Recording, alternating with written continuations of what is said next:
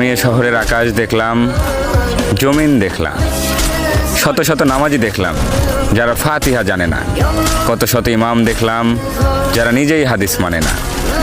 আমি এমন খাঁটি মুসলিমও দেখেছি যারা যৌতুকের টাকায় বিলাসিতা খুঁজে নেয়। আমি তোমার এমন ভক্তও দেখেছি যারা নিজের অসুস্থ বাবাকে বাসায় রেখে পীরের পায়ে তেল দেয়। এ শহরের কত কিছুর সাক্ষী আমি। আমি কি মাফ পাবো? যে কপাল তৈরি হয়েছিল সিজদার জন্য, সে কপালে আজও দাগ পড়েনি। তার জবাবে কি বলবো? এমনও ফজর যায়, জহর আসে, আসর পেরিয়ে মাগরিব ভাসে। আমি আজ বলতেই পারবো না এশা কাকে বলে।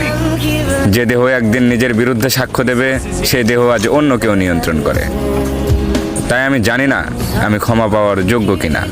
তবে পৃথিবীর সর্বশ্রেষ্ঠ গ্রন্থ কুরআন বলেছে, তোমার রহমতের তুলনায় আমার এ পাপ কিচ্ছু নয়। তাই পাপী হাত দুটি উঠিয়ে দরখাস্ত জানায়, ইয়া মালিক, এই ফরমালিনযুক্ত শহরে আমাকে ভেজাল মুক্ত রেখো।